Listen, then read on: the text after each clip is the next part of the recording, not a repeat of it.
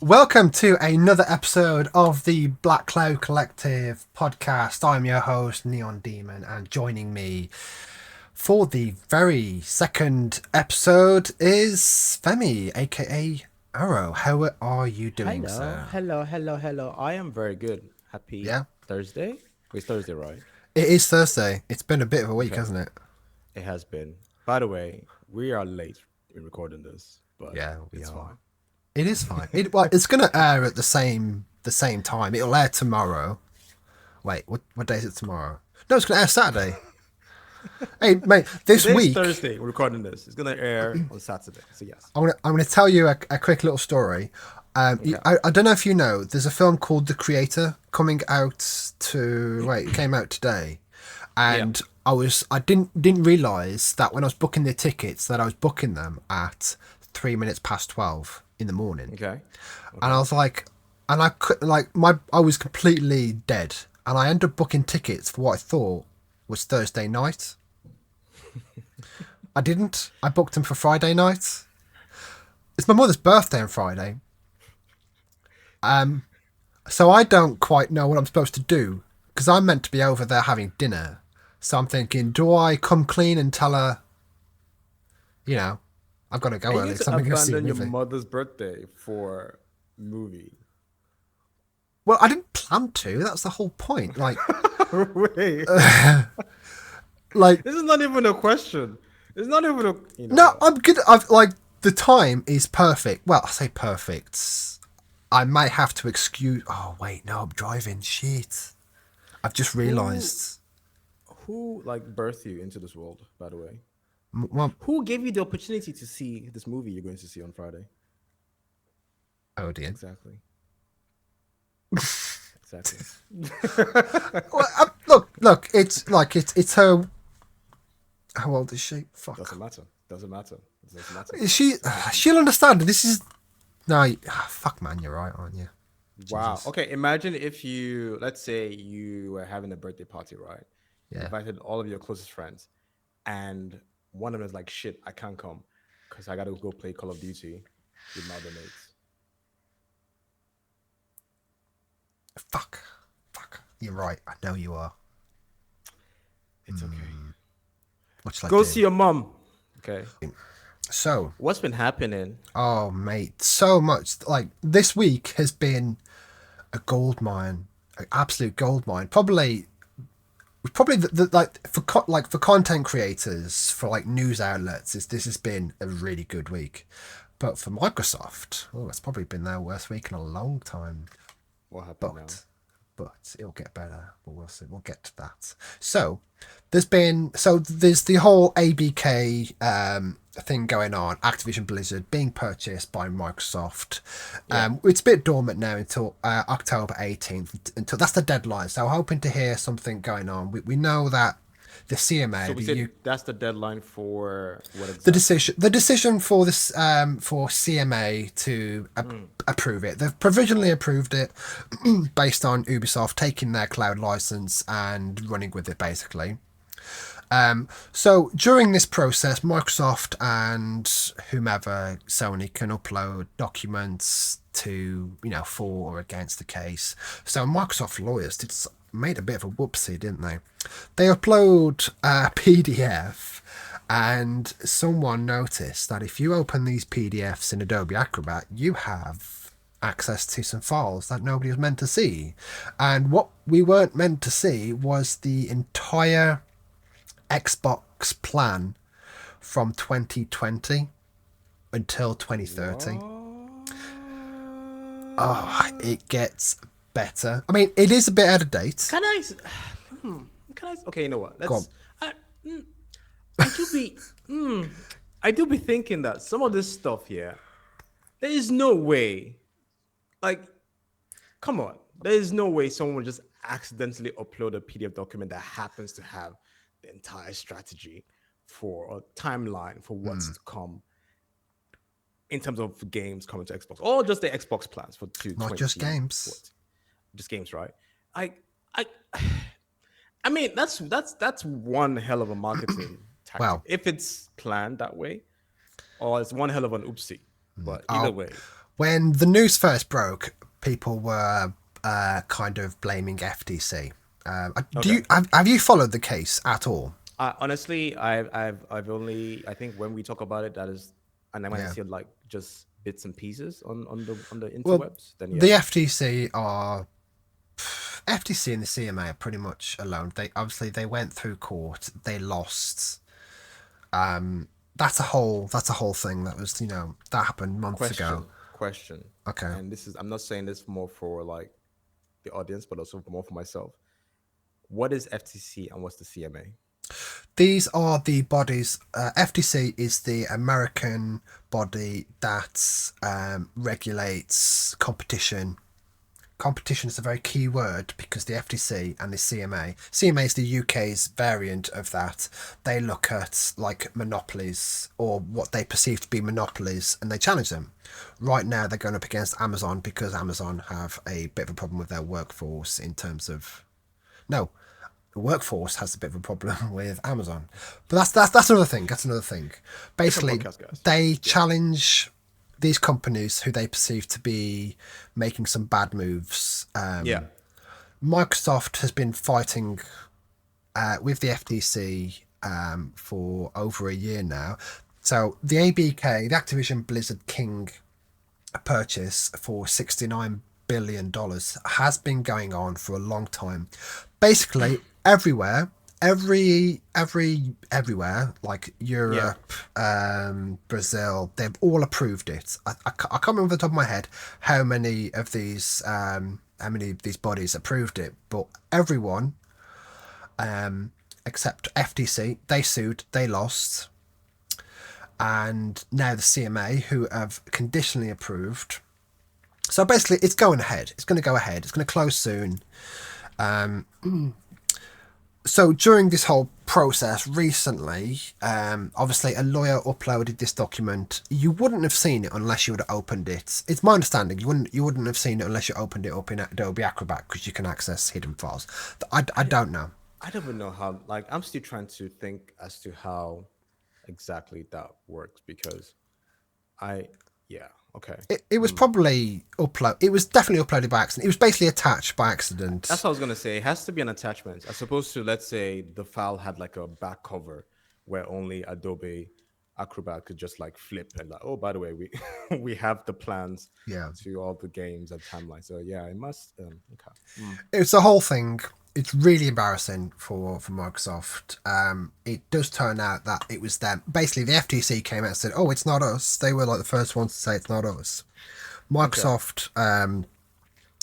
It was on all the images. There's this watermark that says it's got pretty much this code that tells you who uploaded it, and from that we know that it was we presume is one of the lawyers working for Microsoft. But what the interesting part.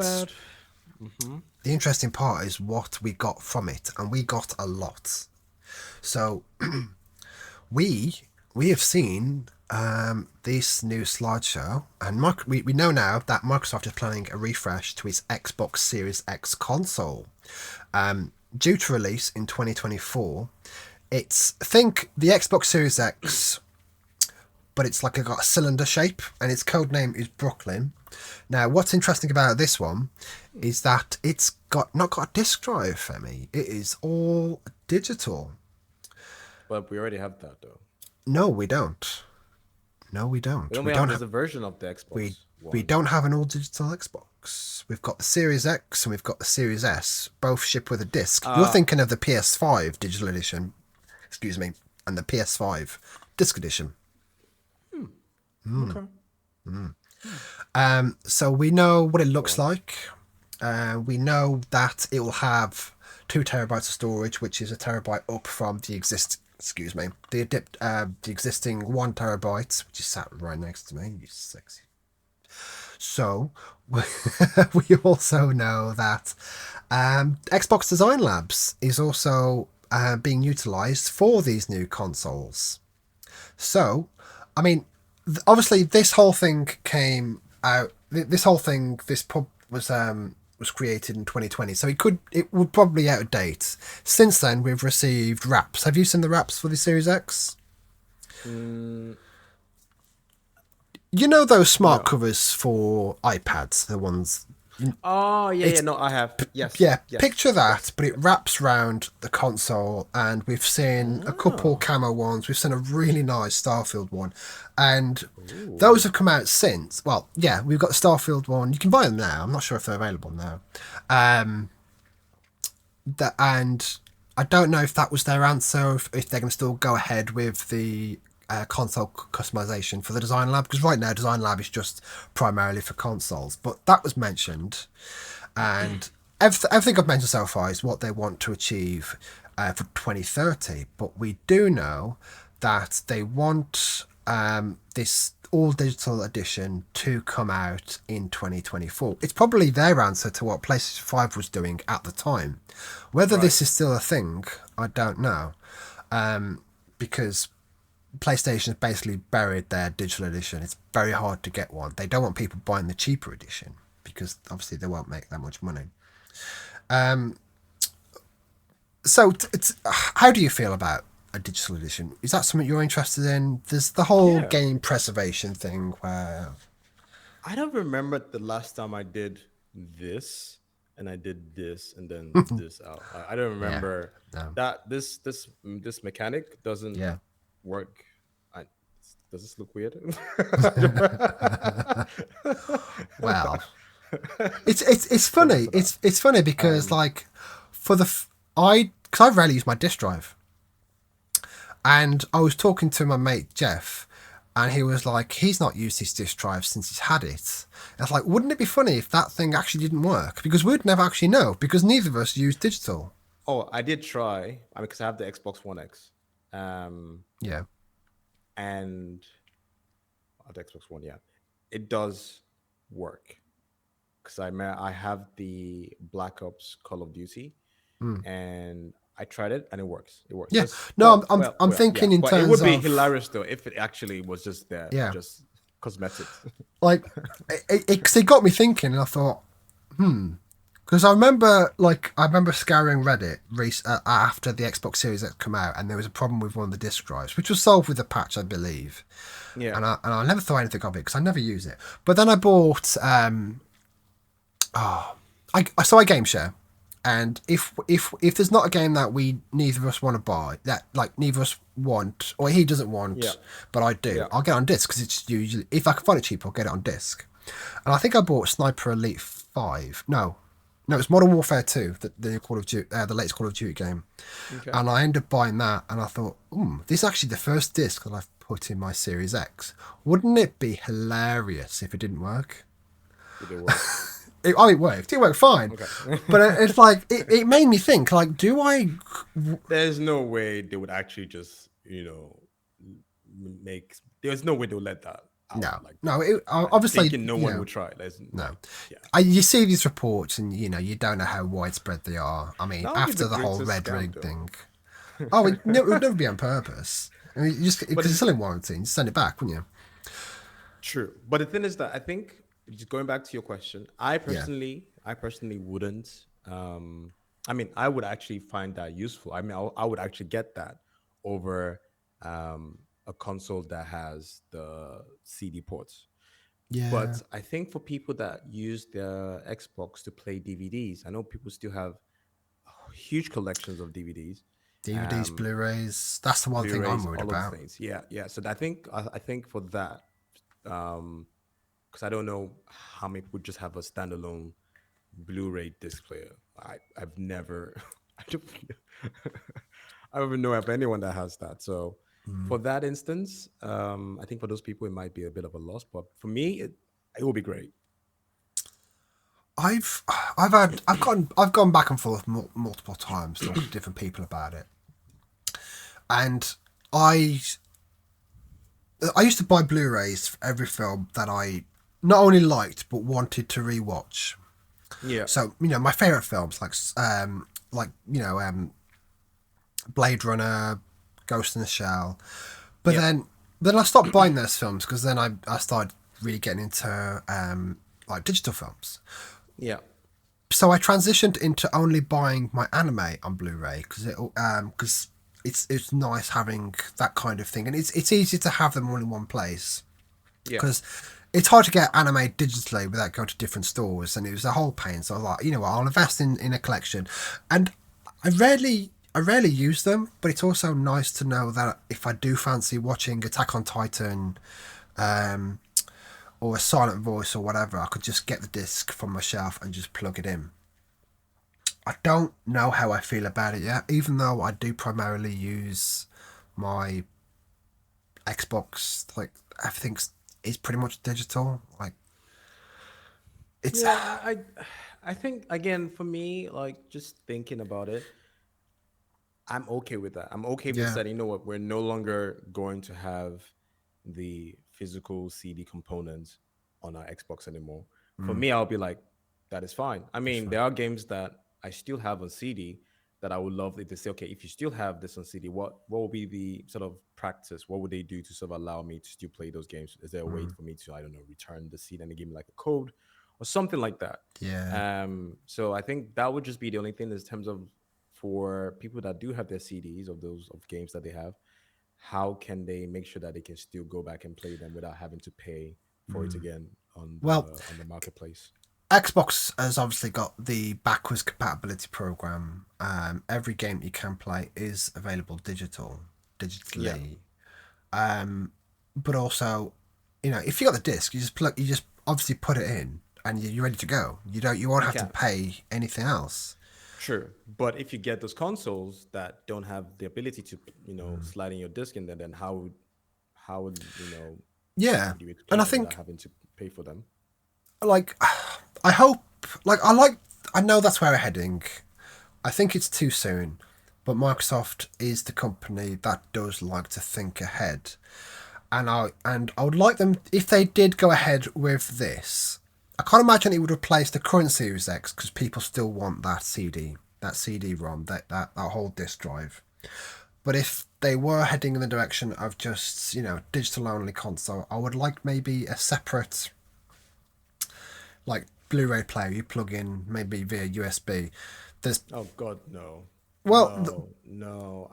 That add another no, no. I no, I would genuinely it's hate that. optional. Like if you want No, it, it's there. okay. If you 150 uh, quid, you plug it in. For those who want to, still use their DVDs, their CDs, their Blu-rays, the option is there. This is exactly yeah, what PlayStation patented for their PlayStation consoles. Now, we know that from Insider Gaming. Um, we've had no formal, announcement of this device, but the yeah. patent is there. And, like, it's an option, isn't it? Like, it's No, like, honestly, no, I think yeah, I do agree with that. It is an option. I suppose my initial reaction was a bit more of like, don't give me another thing I have to plug in.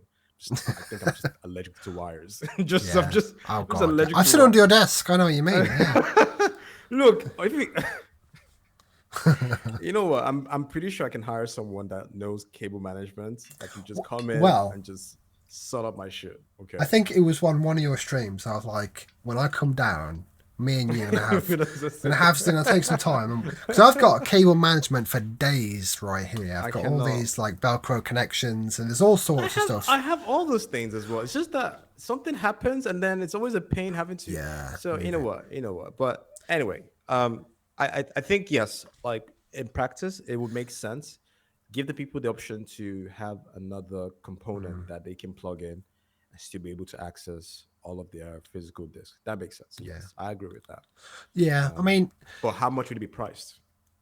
so they've got it for the same great price at $4.99. That's dollars. So so what? This is what annoys me. Why is it not cheaper if it's missing a disk drive? If PlayStation, well, they're rumored to bring out their mid-gen upgrade, and Xbox has already said they're not really looking to do that. How could they bring out a console for the same price as PlayStation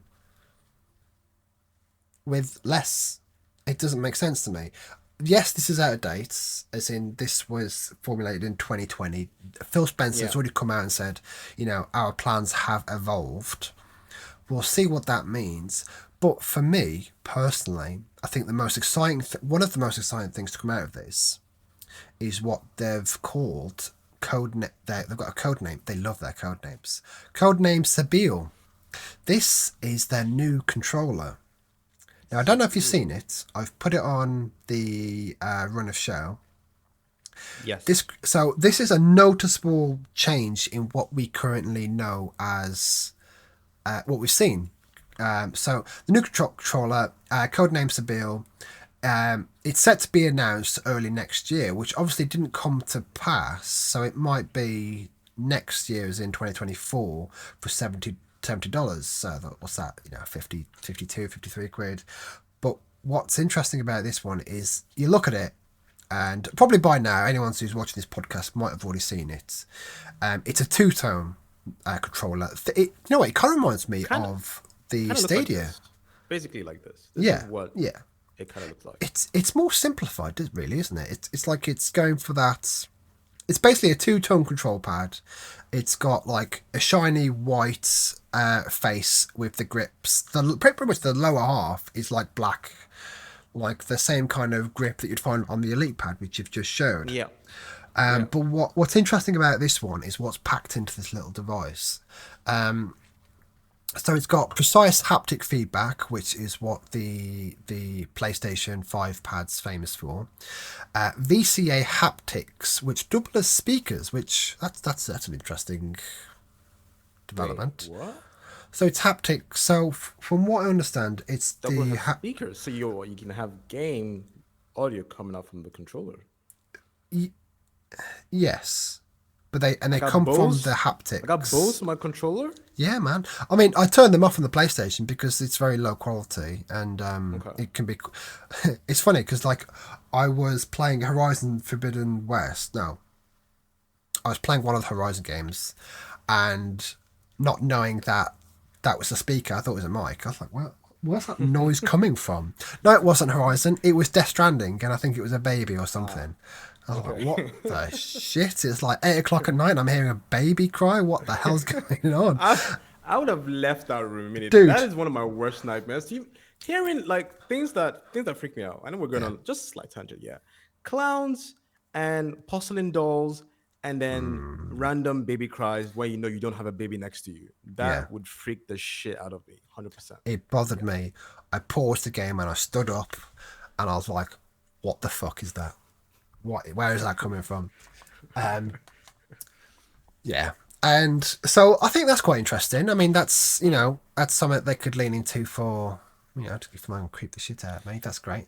They'll also have quieter buttons and thumbsticks. This is probably a big deal for me. I don't know if you've noticed, but when you've got your Elite pad and you've turned it on, if you put it to here, you can hear the engines running. Like even if there's no I'm not talking about vibrations, but you can hear it. Yeah. Well, why would you put your controller? It's just something I've noticed. It is just something I've noticed. I've but it's never also thought of doing that at all. No, it's also quite loud. Like the vibrations are actually quite loud. Like back when the Xbox One came out, I had one of the day one edition pads, and I had it for a while, and I noticed it was getting really loud, and it was way out of warranty. So I took the face pad off. And because I noticed it was the vibrations, so I shoved a little piece of cardboard in the sides to give it a more comfy place, and that solved the issue completely. Not doing that to my Series pad, because my Elite pad, because obviously it's still in warranty and it's a rather expensive pad to do that, but it is making those same noises. So to hear that they are making a quieter buttons and thumbsticks. I've never had this issue. It's quite interesting. No. No. Okay. I have my thoughts, but I'll let you finish. Yeah. It's also got a rechargeable and a swappable battery with modular thumbsticks. So probably modular thumbsticks as we know from like the Elite pads. But the fact that it's got rechargeable and you can swap them out for batteries. Why? I think it's to cover all bases, because PlayStation's has always had that rechargeable battery you can't remove. And if that battery, eventually dies, you have to get a new pad. Xbox, you just change batteries or you buy a charge kit. They're doing us a favour. Do you remember this is what the Xbox 360 had? Remember those packs? Where you could it's exactly that, but it comes with it. Basically, yeah. Okay. I just had an allergic reaction. I had an allergic reaction to a lot of things. Okay, that makes sense. Because I've never, which I think goes to the thought that I had because, Mm. which I can say now, I can let you just finish off. Well, I'll say now. Okay, yeah, no, so say it now, the say it now. reason the reason why I've never actually found that to be an issue where my controller dies because of the battery just being drained away, it's gone past its Mm. life cycle, is because the controllers itself never last that long. They never last that long for me to actually experience what it would be like if my batteries died Oh, in the controller. Because, and this is where I was gonna say I have my thoughts about it. This is all fine, nice, haptic sound, all that good stuff. But is it durable? Is it mm. made from actual proper materials? Is it not? Hopefully, it's not made from tinfoil and polyester because then Hopes and there's no dreams. point to any any of this. Because, like I said, it's great if you have all these features, but the durability, how long will it last for? Because I've gone through, and we've probably had the same issue. Mm. I gone through like probably like five elite controllers because of, Yeah, Elite and that's One pads, yeah.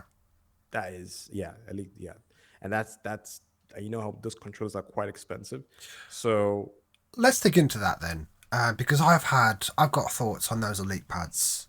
How many Elite Series One pads did you say you went through, and did you buy one each time, or did you get send them back to get repaired?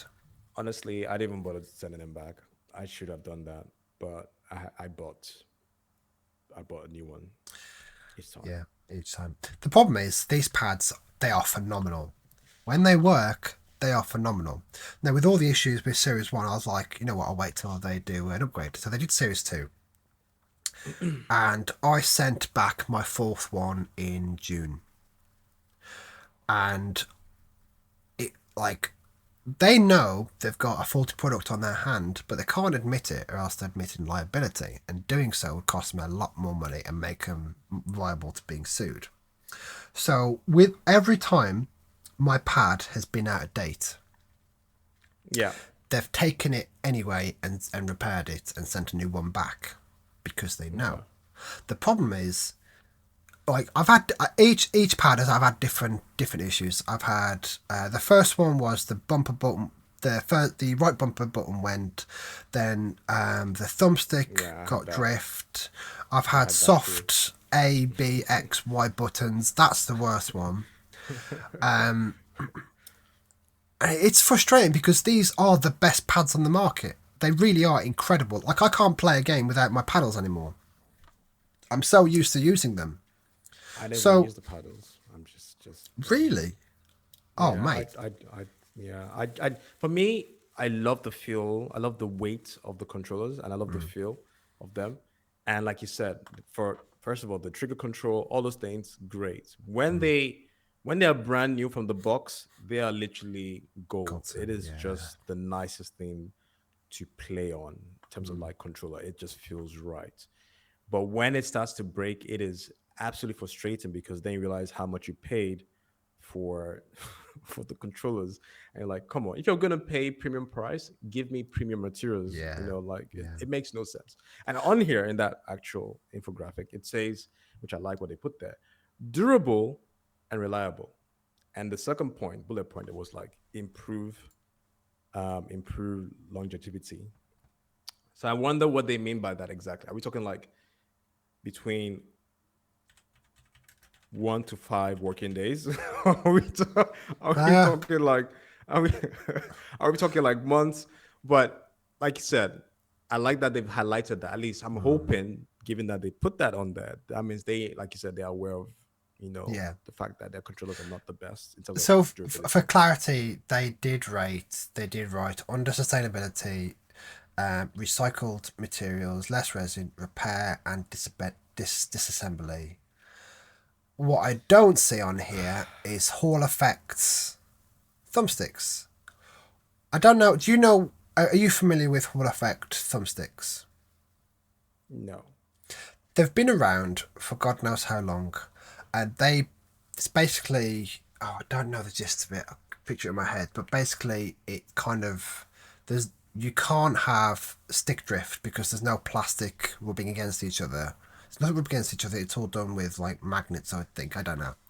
And Right. this has been the solution for thumbsticks for a long time. Yeah. They can solve that by putting that in this pad. You can buy a Hall Effect control pad now for Xbox, and it will never get thumbstick drift, Yeah. stick drift. But that isn't the main issue of these pads. It's the right bumper and the left bumper. Playing Elden Ring, may I have to replace my pad once I finish that game. Oh yeah, you. Dude. No, RB presses after that. It was like the game. It's a whole thing. We can talk about this all day, but it does have some nifty new features as well as the ones I've mentioned. Besides the precision haptic feedback, haptics, double accelerometer. I can't say that. You got it. One more time. Accelerometer. One more time. Accelerometer. Kids stay in school. Okay, very important. Very important. Don't teach how to say stuff. And they've got something which I've never seen in a pad before, but it's lift to wake. That's a pretty cool feature, isn't it? You just lift your pad. What do you mean lift to wake? You literally your pad. From what I you imagine, just pick it up and then you it pick turns it up. on my... Xbox is on. Turns TV I hate on. it. Boom. I already hate that. You know why? What if you're cleaning, and you lift the controller and you forgot that it has that feature, and then your Xbox is powered on for the entire day? Where you need, imagine you're actually going out and you do that, you lift it up, and then you fuck out. You just literally leave your home, and Xbox is on for the entire time. You turn your Hoover off, you sit down, you play games, because that moment is clearly a sign from God that you're meant to play that game there. No. I'm assuming you can turn it off. It's cool. It's an optional feature. It is what it is. It is not. Okay, I'm actually sounding very okay. Look, I feel like I've been very negative on a lot of things so far.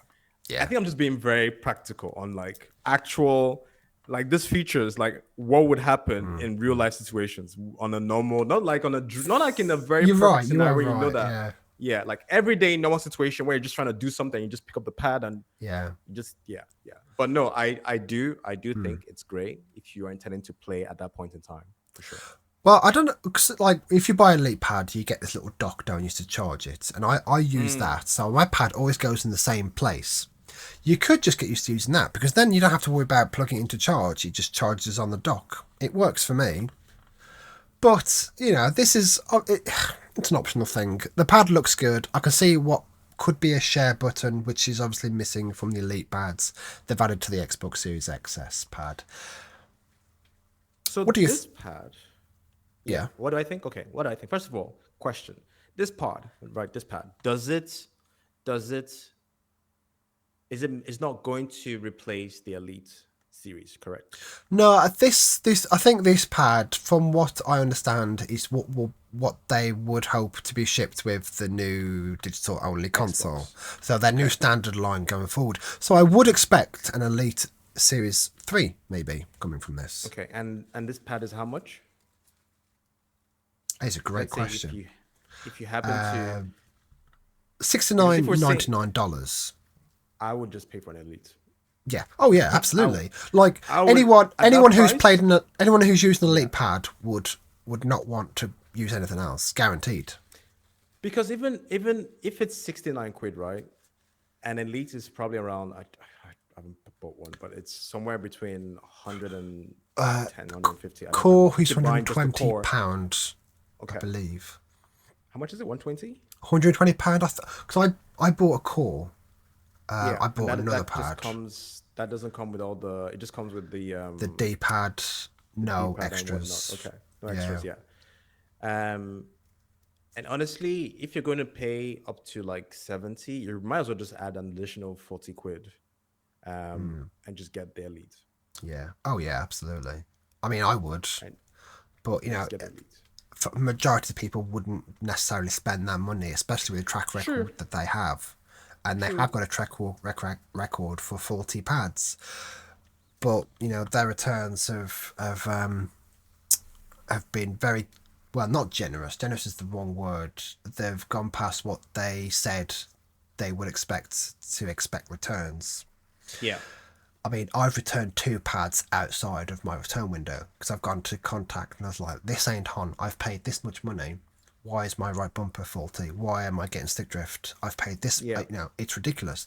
I think they eventually extended the warranty because of all these issues. They did the same with the the rendering of death back in the 360 days because there's obviously an issue. Yeah. I would So say, I mean, in general, just in general, Yeah. I think I really like the features. I think it's definitely an upgrade to what we currently have for the normal pad.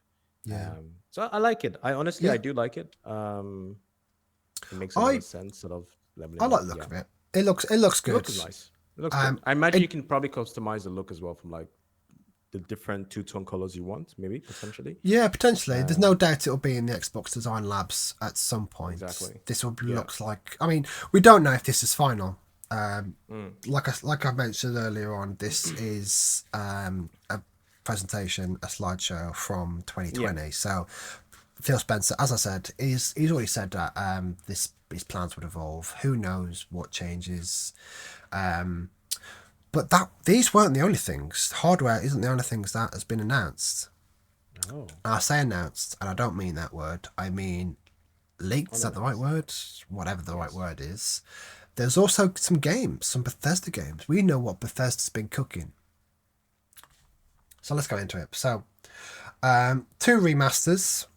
The Oblivion, Elder Ooh. Scrolls 4 Oblivion, which was originally set for 2022. Obviously, that hasn't come to pass. Not even been announced. So I imagine COVID had a lot to do with the delays of all of Mm. these video games. Oblivion was actually my first Bethesda game. Mm. So it came out on the 360, and it was an Xbox exclusive at the time, and mate, it blew my mind. I can't remember what year it came out. Was it 2003, 2004? Mm-hmm. But it was what blew my mind about that game is like when you go through the first mission, I think it was my first open world. You exit this dungeon, and you've like got an entire open world. And I've never been faced with, excuse me, a point when I'm like, well, where the hell do I go? There's so much. Where do I go first? Yeah. Absolutely massive. Fallout 3, that was another great game, obviously made by Bethesda. But it says here they are remasters, and let me tell you, these games do not look good. Like Right now. yeah, they don't hold up. Like they don't feel good. Fallout 3 doesn't even have a sprint button. Imagine it not having a sprint button this day and age. I had to mod the game when I had it on PC just to add a sprint button because it was ridiculous. I don't know how I played the entire thing without a sprint button. But I don't think a remaster will cut it. I think if they did do a remaster, they would. If it was just a remaster, they'd have to do a bit of work to it. So either way, I'm excited for these. I loved Oblivion. I absolutely adored Oblivion. It's one of those. It's a typical Bethesda, IP. You do anything you want. I mean, we've probably all played Skyrim at this point. And you're shaking your head. I think you haven't played Skyrim. We've had this. Why do you shame me every I time? don't. I'm not shaming you. I forget. You I know just this, assume. okay? I You assume know everyone has played this. We Skyrim. talked about this so many times. Okay, excuse me. I'm sorry. I didn't play Skyrim. Okay, I don't. I Swords, can't apologize for this every sorcery, time. dragons. There's no excuse. Yes, there was. I didn't have a 360 back then. You don't need a 360 back then. You've got it's on Xbox. It's on PC. It's on your fridge. That is Like, different now because now it's like I need time, dude. There's no way I can put in the time required to play Skyrim. of course you can. Quit your job. No, I can't. Quit your job. You'll have time. No, It's because if you the pick it cinema up is now, right you'll there, probably never so finish it. I can't. But I can't. Mm-mm. I understand. It's a shame you missed that. Like that was a game. That was a game of the generation I for mean, I sure. did see a lot of people play it, so technically, it's like I've played it as well.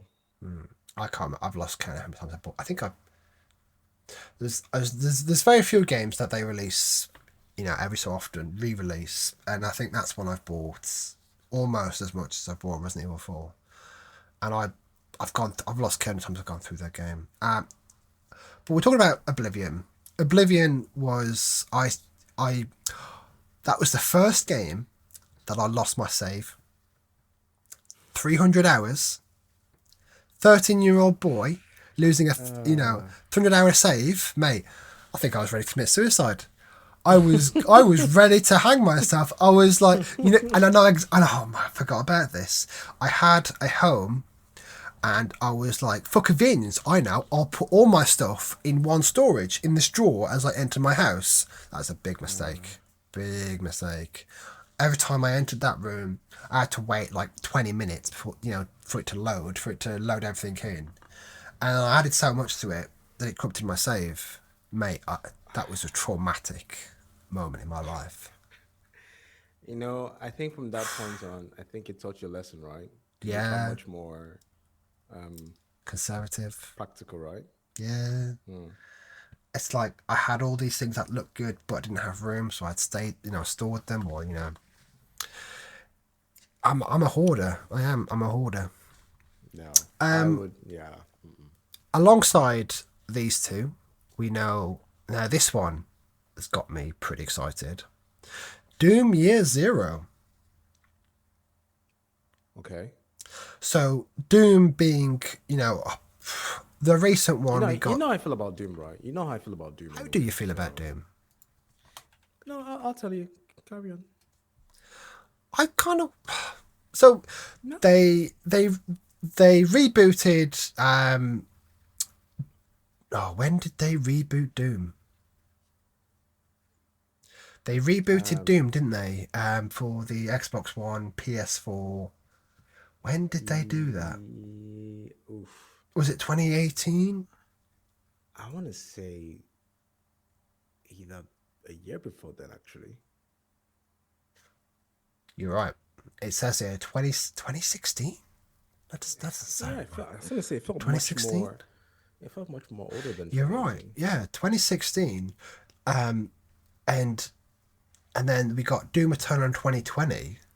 Now, have you finished both of these games? No, because I stopped. Which one did I even play? I always forget which one. Doom Eternal is the last one, right? Yeah. Okay, so I played the first one. No, I stopped halfway through. No more, maybe not halfway through, but I don't know. I stopped midway through for the first one because I got bored. I think Doom is a very. By the way, I don't have your screen up, so I can't see your reaction. So I think Doom is very. It's good for like the first hour, and then after that, I was just like, okay, this is cool. I've just been like murdering. It's kind of how I feel about. What's the game called again? That zombie game where. Crap. Not zombie Days game. Gone? No, not Days Gone. The other one that we played on PC that is very like, not Left 4 Dead, but around Street. Is it Killing Street? No, Killing Floor. Killing Floor. Yes, thank you. Yeah. So yeah, Killing Floor. That game is cool for like an hour, and then you're just like, okay, I'm bored now. I'm actually done. Yeah. And that's how I felt about Doom. I'm not saying it's a bad game. I'm not saying it's bad. It's shit or anything like that. No, I'm just saying that for me, after an It has hour, stayed its welcome. I was just saying it's meh. Yes. Yeah. Well, it's a shame you didn't finish it because it did have a very good underlying story, which concluded with Eternal, which came out in 2020, and it also released 2 DLCs expansions, The Ancient Gods, which expanded the story, which kind of had a conclusion.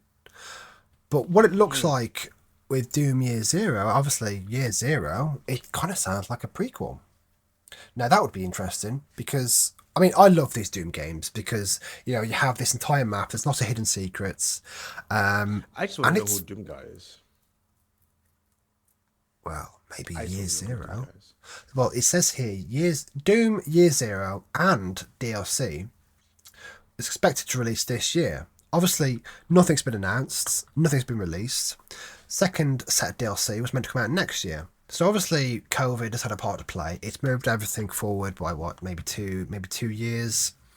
I'm very much looking forward to this because I am the target audience for Doom. I I love the combat so much. I think I 100%ed Doom 2016. And I was very happy with the way they approached this new Doom. Right. So I mean, I'm down for this. I'll be there day one. Heck, it's on Game Pass. Why wouldn't I be down? But there's so much more to this. We know what Bethesda's up to until 2030, basically. Obviously, some plans are going to change. We've got some code names which we won't know what they are, but we'll get to that in a moment. Now, this is one that when I told my brother about. Now, my brother, he loves his simulation games. He loves Dishonored. He loves the Dishonored series. It's what pretty much got him into gaming. Oh wow. He'll say it. Yeah, it depends on what do you ask him. He'll say it's Minecraft. He'll say it's Dishonored. He absolutely adores Dishonored. It's Dishonored like two 3. very different games as well. Like Yeah. super different. But yeah. I mean, of his age, Minecraft was the entry for most gamers. But I think Dishonored, from speaking to him, he discovered that Dishonored was. We all have that one game, not our first game, but that game that really made us think like this is what games can be. Like my first game, I think it was either Tetris or Sonic. But it wasn't until Star Wars Knights of the Republic came along that I realised, oh my god, these games can tell a story. I'm that old. What are you what are you laughing at me for? I just imagine you like playing Tetris, and be like, this is what games can be. I'm a As you're 90s kid, sliding man. the str- That's You know what? It's funny because I've got an awful memory, but I remember the first time I played Tetris, man. I remember the first time I played Sonic. I would have given you Sonic, but Tetris. I remember Tetris. thinking like, oh my god, this is. I can't remember what This game I is played my- before that though. I'm all fuzzy because I remember being given a Game Boy to shut me up on a holiday to Benidorm in Spain. And I definitely remember Tetris on there, and I also remember the Simpsons game, a Bart Simpsons game on there. But I don't remember when I played Sonic, because I had a Sega Mega Drive, not Mega Drive, I had the Sega handheld as well. And obviously the only game I had for that was Sonic.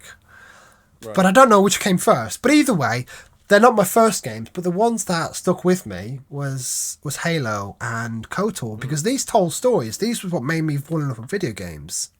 For my brother, it was Dishonored. Now it's a bit of a strange jump, isn't it, from Minecraft? 'Cause that doesn't actually tell you a story. It is. It's like It's a creative game. You jump into Dishonored, which is it's an assassin game. But- You're hiding. You're I mean, if you assassinating. think about it, right? Yeah, Dishonored gives you a story That's the in word. itself, right? Yeah. But Minecraft, you have people making stories based on what they've created. They're basically role playing in a way. So they're building their own stories, and they have all of the plot lines and sequences and everything that goes into what they build. So, for example, you have people that build like an entire restaurant or farm or village or whatever, and they have stories around that. They have like people that do this, and so I would say yes, two different games, but it allows you to experience story, just done differently for both games. I mean, I think he mentioned to me he got into Dishonored because I lent him a video game. I lent him the first one, and he fell in love with that. Yeah. And when I told him about Dishonored 3, he was like, he told me he lost. Like, he's not like me. He's very composed. He lost his shit. He literally stopped in his place and was like, "What the fuck?" Nothing has been announced. They could have cancelled this for all we know, but I hope to God they haven't, because Dishonored 2 is an absolute masterpiece. Arcane. Yeah. I always said Arcane has never missed, and then as soon as I said that, Redfall came along, but Dishonored 3, they were hoping to release that by fiscal year 2024, so that's obviously not happening. So we'll probably expect that further on down the line. I mean, what's not mentioned on this is Deathloop, and we know that came along and that did very well. It's probably Arcane have been a victim of making excellent games that have reviewed very well, but they're not sold that much Yeah. until Deathloop came along. So I don't know how that'll, if that means Dishonored 3 will get pushed further on down the line. I hope not, because I'd rather have a Dishonored 3. As much as I like Deathloop, Dishonored 3 is what made me fall in love with Arcane. Also, we know there's going to be a sequel to Ghostwire Tokyo. Femi, have you played this game? No, honestly, I know it's on Game Pass, right? I believe. Yeah. It's on Game Pass. I don't even know. I think I did have my eye on it, but for whatever reason, I never got to actually playing it. But no, it's something when I first saw it, I thought was quite interesting. Yeah. But definitely no, I striking. haven't played it myself. It's a very striking video game. Like, I know you, like me, we are very much a fan of Japanese culture. And this is another open world game which did a bit of a disservice for me when it came out, because I get very tired of open world games. I don't know about you, but I do get sick of them. I need a break. I need a break from open world games. And I still haven't finished the first Ghostwire, but it's a first person game where you've got these hand magic, like think Doctor Strange. You do all these all these things with your hand, and the enemies are basically like creatures from Japanese mythology. Don't ask me what they were called. Yeah, basically exercising ghosts with what you call it? Talismans. Talismans, and I can't remember what you called the thing again, but yes. Yeah, I mean, basically it ticks all my boxes, and I do need to find time to finish that game, because I did really enjoy it. I think I got pretty far before I dropped it. I dropped it for another release that came out. I remember there were a bunch of games that came out during that time. Yeah. And I think I got lost because it came out when Elden Ring came out, I believe. Elden Ring came out last year, didn't it? Early last year. Yeah, and Ghostwire came out last year as well. I think it came out later. I think it came out. It was a year after it came out on PlayStation, because it had that year exclusivity. But knowing that there's a sequel in development, I'm very happy about that. I don't quite know what I want from a sequel, so I hope they show me. I hope they show something cool. So we know there's an Indiana Jones games in development as well. We've known that for a while. We know it's originally scheduled for fiscal year 2022. Obviously, that's come and gone. That game's not out yet. There is a Project Kestrel, which is expected this year, and an expansion. Don't quite know what that is. And we've also got Project Platinum. These are two code names. They could be anything. What's... I'm trying to think now. Machine Games working on the Indiana Jones game. Who knows what these two projects are? I'm sure people already have these code names. What was interesting was they mentioned a licensed IP game without actually stating what the game was. Now, fast forward to, I think it was like a week ago, Special Nick from Windows Central podcast has got some inside information, and he said it's rumoured, he's been told that it's a Disney IP in a comic book. I'm not sure if he said that or somebody else, but from these different sources, in my head, it's a comic book, it's from Disney. That means Marvel, right? Yeah. Who knows?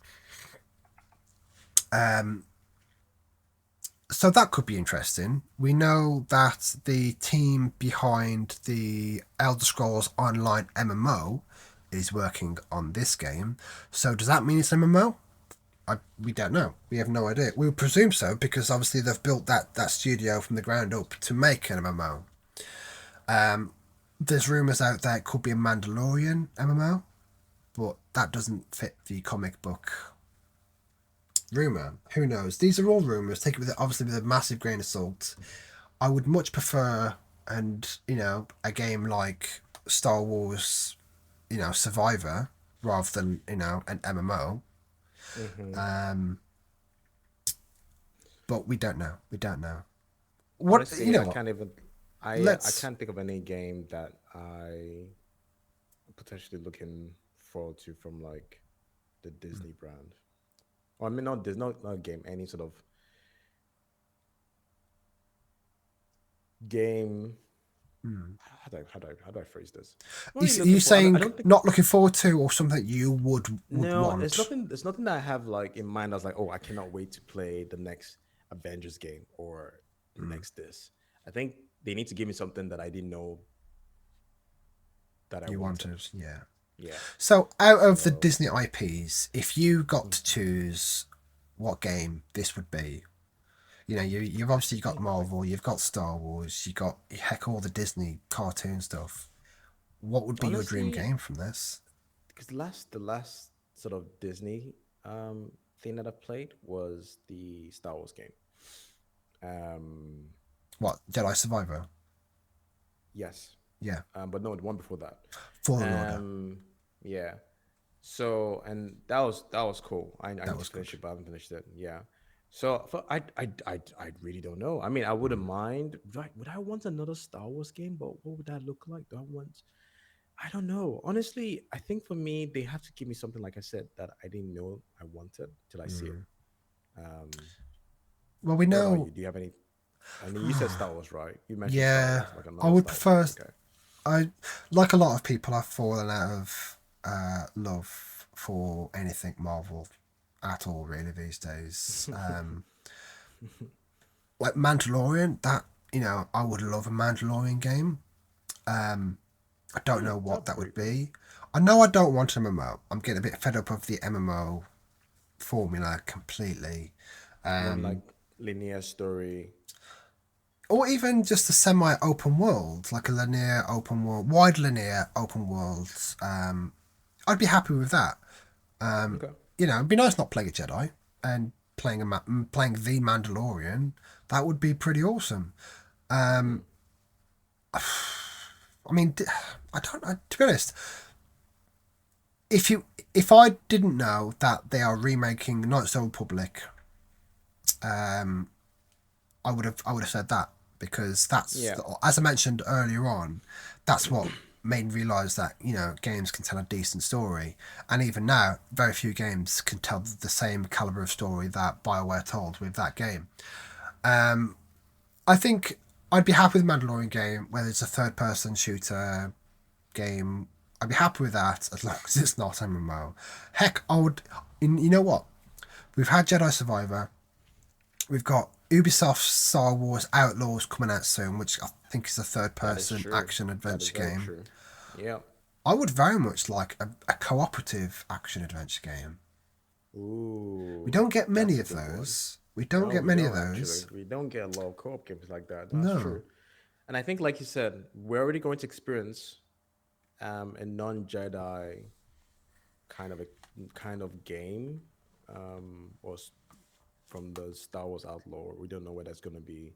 I imagine it's going to be story based on what they showed. Yeah. Following this particular person, and how she journeys through being, on the edge of space, surviving, whatnot. So I think we are getting that narrative. So for me, I think that in itself is a good start. Yeah. So maybe if we didn't have, like you mentioned, if we didn't have that, then I would have probably said the same thing too. Yeah, I mean, there's plenty of room for, like like right now the issue with like Star Wars, Disney, Marvel is we're oversaturated with all this different content, but on the game side we're really not. Like, we've got all these TV shows for Star Wars. Ashoka's still going on. We've had the Mandalorian. We've had Boba Fett. They've been great. But the game side, I I I yearn for more. I want more. I mean, Yeah. I would love another Battlefront game. You know, I thoroughly enjoyed those games. The original Battlefront 1 and 2 is on backwards compatible, and that was an absolute blast. And even after the loot box issue with Battlefront 2, which was since resolved, which is now a fantastic game. I would love another game like that. But let's move on, because I think I think that was a massive leak. That we know what games they have in the works. Um, we know. It's a lot. You've, I've just It's a lot of games. A I've lot of just hardware. realised. There's these code names. One of them has to be Hi-Fi Rush because that came out earlier this year. So that accounts for one of them at least. Oh, mm, 'Cause remember mm. this. Excuse me. This is a plan from 2020. Yeah, I would it really be? I would imagine it'd be Yeah, late, but I I would just say think so. something a little bit more. Well, it I'm not has saying to be Hyper Rush is the mentioned bad because it game. was a game that eventually came out. It wouldn't make sense if it wasn't on here. But this is Bethesda.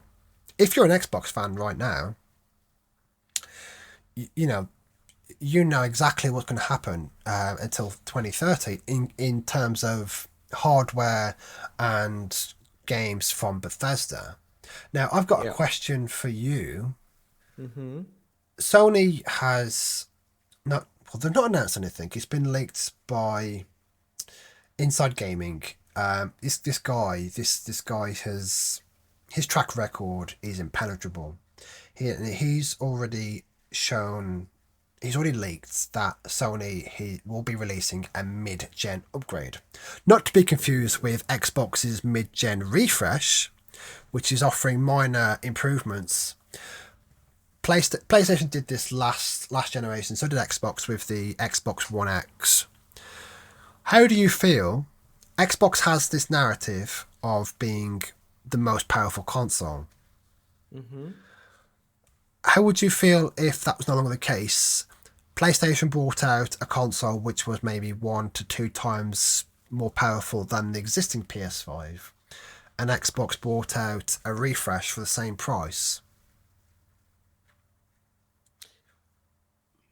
So how would I feel about that Yeah, reality? it's a bit of an open question, I know, but I say it because the Xbox Phil Spencer's has already come out and said they don't have a mid-gen upgrade planned. I don't think they should be in a position where they would want to lose the title of having the most powerful console. Not that it really matters this day and age. But I think if Yeah. one does it, the other one has to do it. How do you feel about that whole thing? Um. First of all, the title of most powerful console honestly doesn't really mean much to me if you don't have No. interesting titles to play on the most powerful console. And by I'm not saying the titles released, I'm not interested. I'm just trying to say that if your catalog isn't engaging, you can have Mm. you can have the best machine, but not anything to actually enjoy with. You can have a rig, but not have games to really Yeah. maximize it to its full potential, and not just like graphically, but also in terms of the actual story, mechanics, engagement of the game. So I think now, especially where people are like, you can get pretty good PCs. Um, I mean, the prices of GPUs are not that bad. I say that. I'm not that scarce as well. But no, I don't. I mean, I wouldn't really. I, I don't think that's something they should hang their head on or their hat on. They should not hang their head on that for sure, but hang their hat on. I don't know. Cause I don't even have a PS. First of all, I don't even have a PS5. Or I don't have a PlayStation hard drive or like anything hardware or anything like that. Nothing related to Sony. I don't have anything like that. So I I would say I'm a little bit more indifferent to it in a Yeah. way. Um, I wouldn't mind getting a new Xbox because of the one I have right now. So if they do a refresh, um, where it's not as powerful as the other ones that they released, then I would wonder, okay, am I gonna still be able to fully enjoy all the games that have come out exclusively for the series in the way that it should be enjoyed, or would I Mm. be missing out because I have a lesser version of what the Series S and X has? So that would be my only concern if that's the case. Because then, if so, what's the point of me upgrading from my current Xbox One to this lesser version. If I'm going to upgrade, I want to upgrade all the way. Yeah. That's what I'm saying. So that's kind of that's kind of where my most concern would be in terms of will I still be able to experience the games that are out for the Series X and S in the way that they have been made out to be played on those Yeah. specific hardware. So what you're saying is that the most powerful console doesn't really mean anything Doesn't at really all. mean anything. No. No. Well, I mean that. I mean, okay, let me put it this way. It is good. It is good that they have the capabilities to play really top end games that you would need to have a pretty high end PC to play as well. Yes, but I think that's is not everything. I think it's Oh also yeah. important they Yeah. have a really solid catalog to really maximize the capabilities of the hardware. I mean, you've seen the slate for this year. It's been absolutely nuts. There's probably, I think this is going to go down as one of the best years in gaming in a long It time. has been. It I has mean, been. probably And since it has been. 2007. Yeah. I mean, they also announced, which we didn't cover because it's just it's a very small refresh. The Xbox Series S is getting a refresh. I believe it's getting upgraded to its Wi-Fi, which doesn't really matter to most people. I mean, you're currently rocking an Xbox One. The upgrade from you is going to be insane. It will be massive. It will be It will massive. be Yeah. massive Yeah. because obviously me and you have had issues trying to play together with that, with what was it, the Texas Chainsaw Massacre. We tried to play, we Oh yeah, didn't, we before can't play that. realizing Yeah. Mm-hmm. it had crossplay. So there's these barriers. From what you've read here, are you interested in upgrading your Xbox to maybe the Series S or the Xbox One I Digital think so. Edition? I honestly, I think so. But at the same time, I have a really solid PC. Like I've been lucky enough to get Mm, mm, very very good PC. One that I have no issues playing any game out now whatsoever on yeah, the most quality, highest level of setting.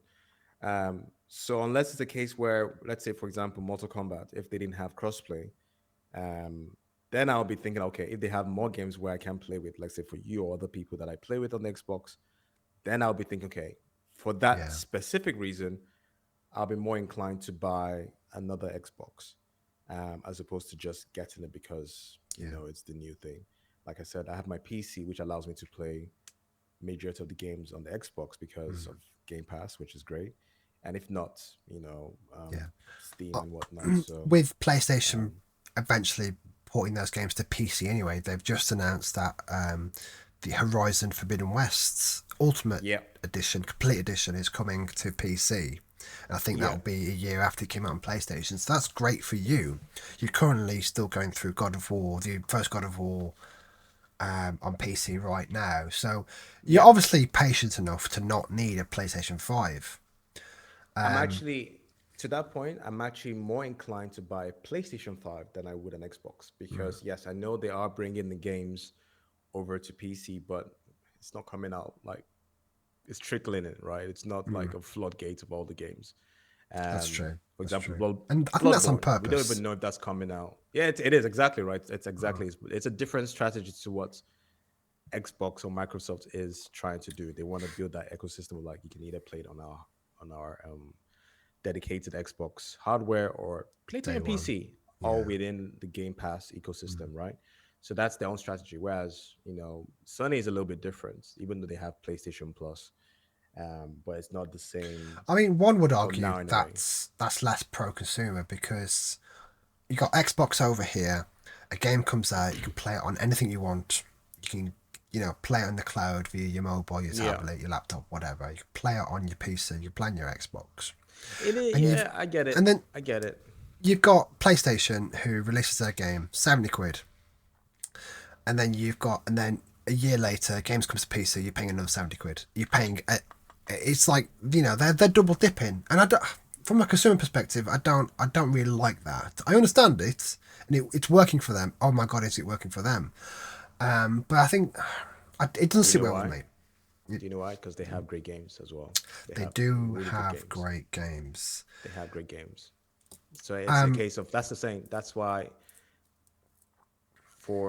I'm saying. To me, having the most powerful console is one thing, but having great games, I feel like that would trump more over Yeah. having a very, of course, I'm not saying not to have a decent hardware where you can play beautiful, amazing games on the Mm. highest FPS settings or whatever. Of course, you need to have the baseline, but having a great catalog, I think that in itself just trumps Yeah. over, or gives you a more of a competitive edge, I would say.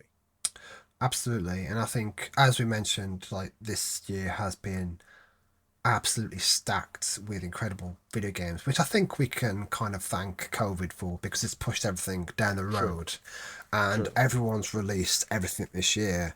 And, Xbox is on great footing. Um, but I think, I mean, we can talk about this all day, really, Yeah, because I think it's a very fascinating subject because the console industry, you got Sony, you got Xbox, PlayStation, Xbox, and they're both doing something very different, but they both have a place for everyone. Like I've got all the consoles. I would likely always have all the consoles.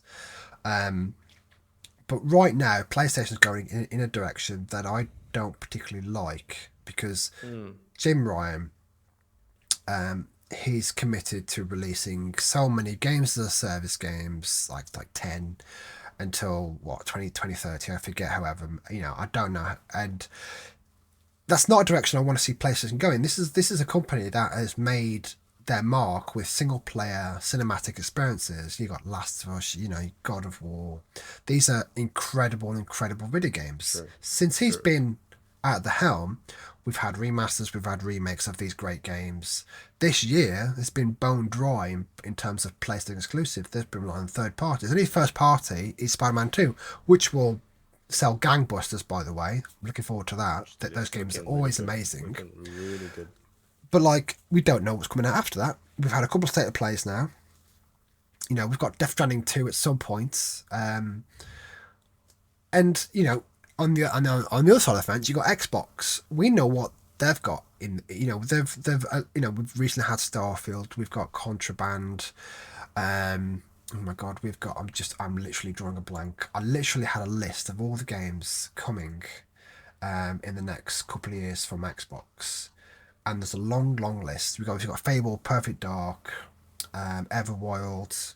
We don't know what Machine Games do in Indiana Jones. Like, so what I'm trying to say is that it's a very strange time to be a gamer, to be a PlayStation gamer, because you're not used to not knowing. You obviously got Wolverine at some point, but that's it.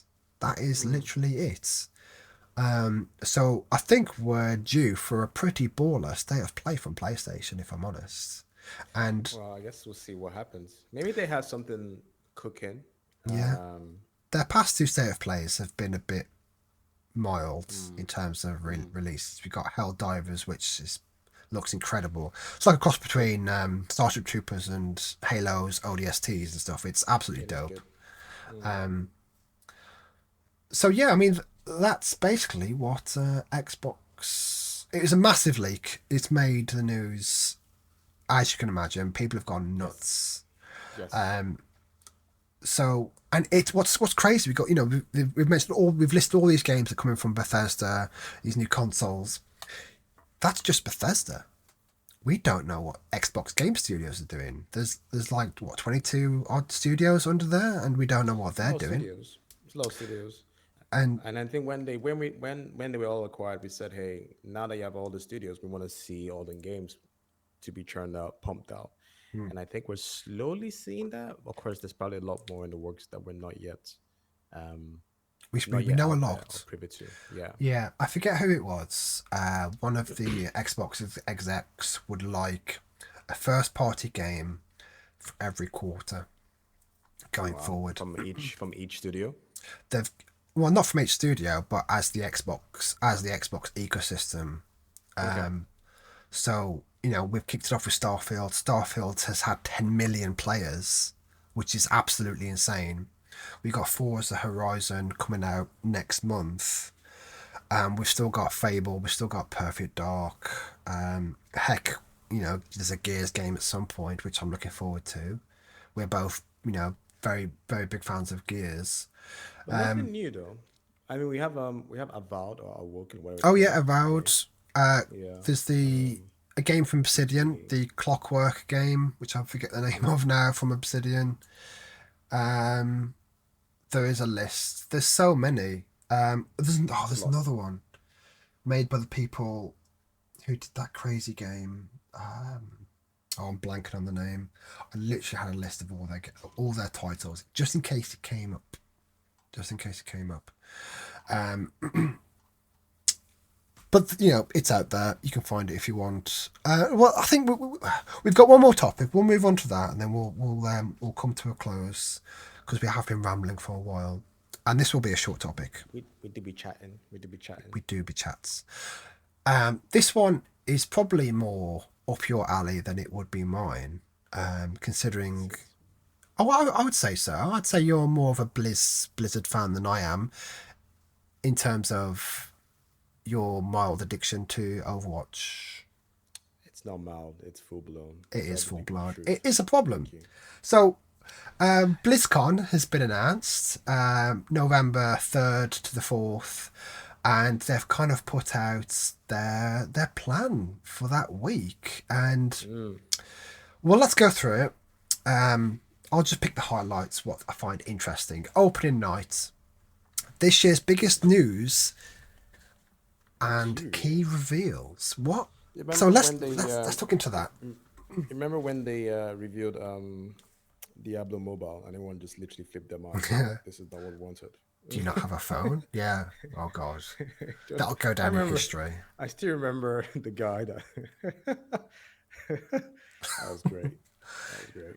But yes, Like I'm just trying to think now. Like, what are we expecting? Like, I don't know. I mean, we got Diablo already, so it's not like we're expecting Diablo. I don't know. I mean, well, no, we wouldn't be expecting Diablo, but would we see a sneak peek of? Because we know there's going to be expansion for Diablo 4.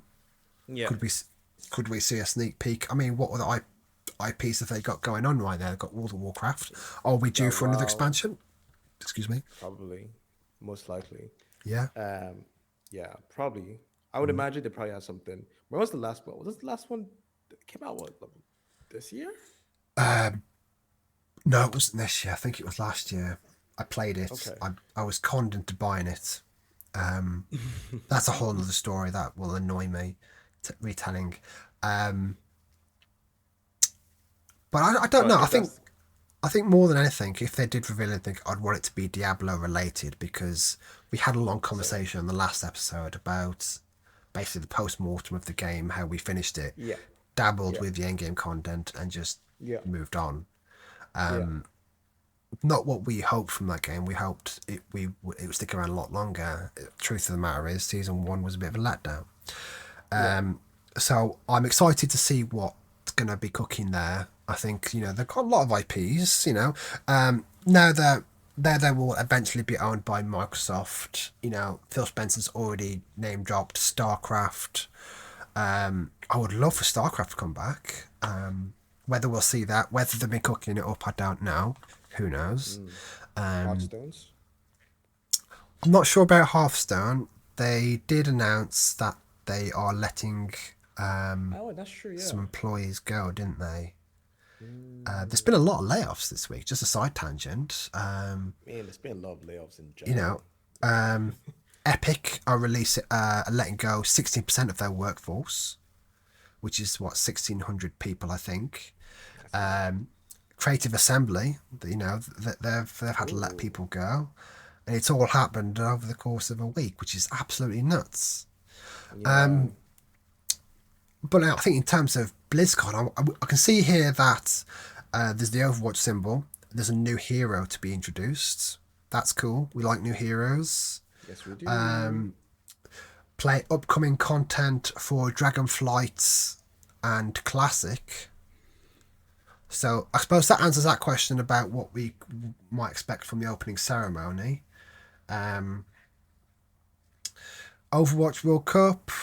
The typical BlizzCon stuff, Hell's Inc. Oh, that's tattoo stuff. And I don't think anything else stands out.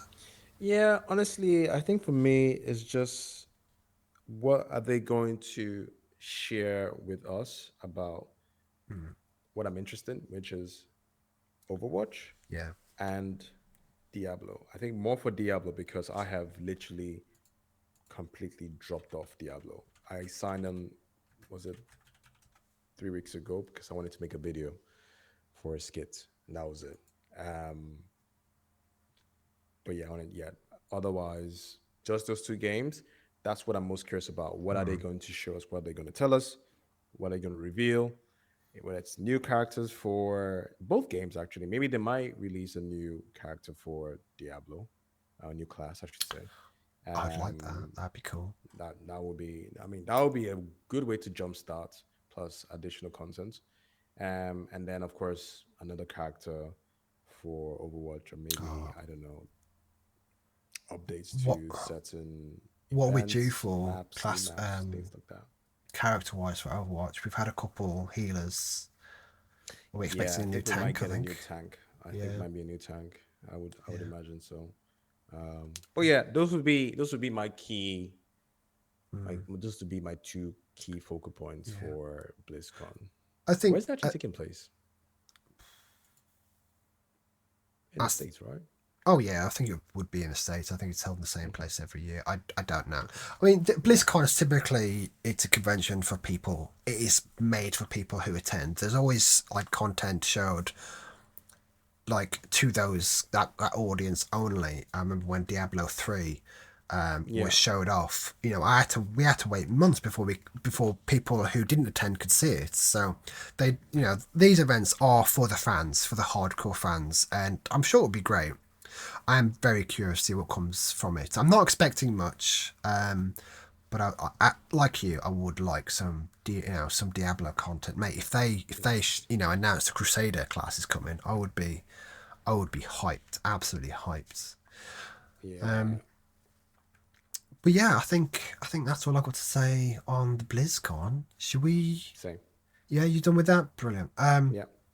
All right, well, let's move on to the next segment then. So we have this segment that I kind of like. It's This Week in Gaming. So we discuss games that came out this week throughout the years. Ideally, we would pick one that we have fondest memories for. And I for call it me, their birthday week, but the he doesn't birthday like when I week. say birthday week. But yeah, I call it their birthday. It's weird. It's weird. Why is it You weird? know, We're like, it's your birthday. We're celebrating the day that you came into existence and how you impacted our lives with your amazing self. In this case, games. yes. Discs are self-aware. Yes. Yes. So, you know what? I'll start if that's Okay. okay. Um, 24 years ago, Yes. Grand Theft Auto 2 released on the PC. Man.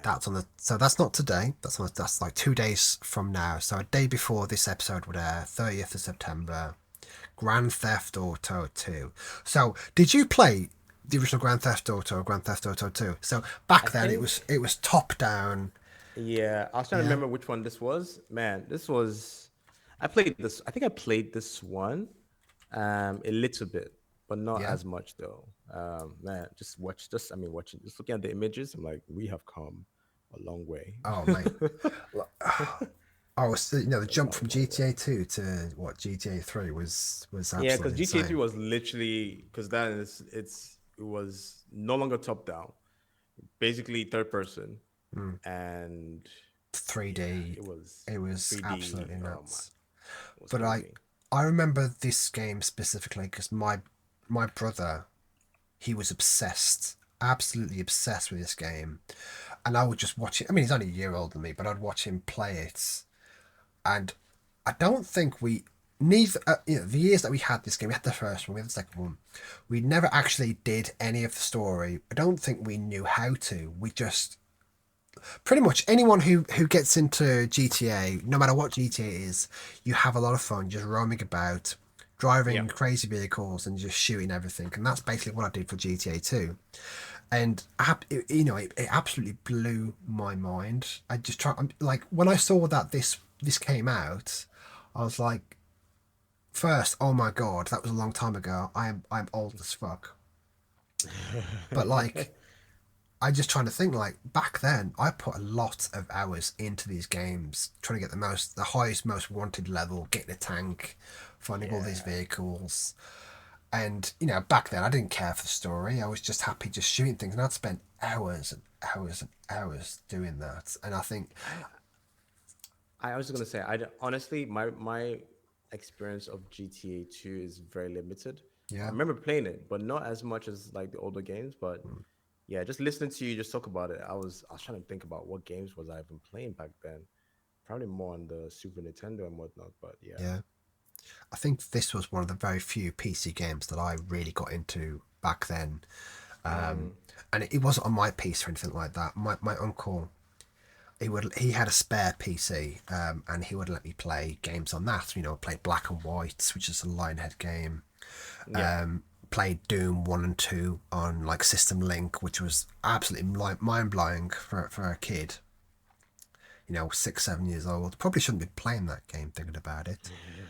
And probably GTA. I mean, these are the games that I grew up playing, and they were damn good games back then.